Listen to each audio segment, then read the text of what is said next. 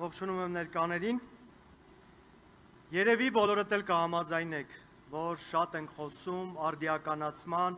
զարգացման եւ ժամանակակից լինելու մասին։ Եվ սա անկասկած ճիշտ է։ Սակայն միաժամանակ մի կարևոր բան է մնացել ստվերում։ Մենք չենք կարող եւ չպետք է դառնանք ուրիշ ինչ-որ մեկը։ Մենք կարող ենք լինել միայն ինքներս մեր լավագույն տարբերակը։ Իսկ դա անհնար է առանց ազգային կերպարի եւ ազգային արժեքների պահպանման։ Այսօր սակայն ազգայինը հետևողականորեն քայքայվում է։ Պատմությունը, մշակույթը, հերոսների կերպարները, օրենքները, բարոյականությունը, արդարությունը, մեր ինքնությունը վտանգված է։ Այն ոչ թե պատահականորեն, այլ ծրագրավորված եւ դիտավորյալ կերպով է ոչնչացվում։ Փոքրիկ խմբակ նատելության խոսք եւ արհամարանք է տարածում սեփական ազգի նկատմամբ։ Հասարակությունը թունավորված է եւ սա բարձրագոչ ձևակերպում չէ։ Մենք բոլորս դա զգում ենք մեր մաշկի վրա։ Համատարած վնաս է հասցվում մեր արժեքներին, ավանդույթներին եւ եկեղեցուն, եւ սա բնավ պատահական չէ։ Պառակտված պետությունը թուլացած պետություն է, որը չի կարող դիմակայել արտաքին ու ներքին սպառնալիքներին։ Մեզ ուժ տվող հենասյուները քայլ առ քայլ փշրվում են մեր աչքի առաջ։ Հայոց լեզուն դանդաղ, բայց համառորեն դուրս է մղվում եւ խեղվում։ Պաշտոնյաները հայերենը հաճախ վերածում են գռեհիկ խոսքի եւ ամենացավալին այն է, որ հասկանում ես, սա նույնպես պատահական չէ։ Պատահական չէ նաեւ պատմության սրբագրումն ու խմբագրումը։ Մեր հերոսները հռչակվում են վիճելի դեմքեր։ Մեր հաղթանակները ներկայացվում են որպես հարցական կամ պարտություն, իսկ մեր ողբերգությունները ընդհանրապես հերկվում են, ասես երբեք չեն էլ եղել։ Սա քննարկման թեմա չէ, սա պետք է լինի տաբու։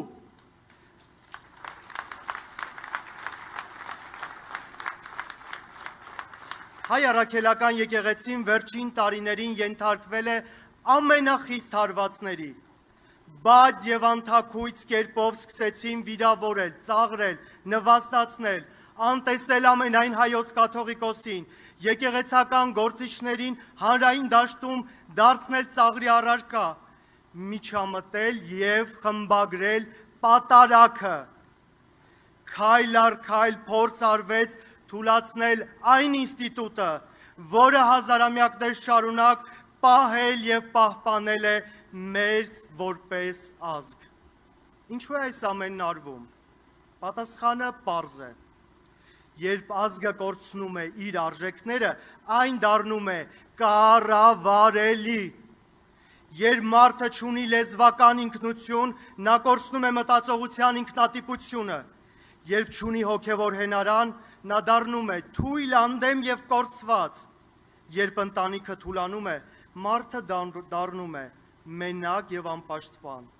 Երբ պատմությունը մոռացվում է, ազգը կորցնում է իր ուղղությունը։ Եվ ահա այսպես քայլ առ քայլ կառուցվում է մի համակարգ, որտեղ մարդիկ ապրում են, բայց չեն պատկանում իրենց հողին, իրենց նախնիներին։ Նրանք չունեն արմատներ, ինքնություն եւ արժեքներ։ Պարզապես անհատներ են,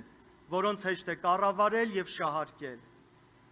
Եվ այստեղ ուզում եմ շատ հստակ ասել. ազգային արժեքների պաշտպանությունը չի նշանակում փակվել աշխարհից, չի նշանակում մերժել նորարարությունը, չի նշանակում կասեցնել զարգացումը կամ նայել միայն անցյալին։ Դա նշանակում է առաջ գնալ, հստակ իմանալով, թե ով ենք մենք։ Եթե ուզում ենք ուժեղ Հայաստան, պետք է հիշենք մի պարզ բանաձև. հիշեք անցյալը, ապրեք ներկայով եւ հավատացեք ապագային։ Այս երեքը միասին են մեր ուժը եւ մեր ինքնության պահպանումն ու ամրապնդումը հենց դրանց միասնության հիմնաքարն է։ Մենք պետք է կրկին դառնանք մի մեծ ընտանիք, ընտանիք, որտեղ յուրաքանչյուրը իսկական սիրո եւ համերաշխության մթնոլորտում զբաղվում է իր գործով եւ կառուցում իր հայրենիքը։ Իսկ նման ընտանիք կառուցելու համար մեզ պետք է ուժեղ, արժանապատիվ, բարոյական, ազգասեր եւ հոգատար ընտանիքի հայր։ Մեր Հայաստանին պետք է Սամվել Կարապետյանը։ Նրա հետ միասին մենք կարող ենք դառնալ մեր լավագույն տարբերակը։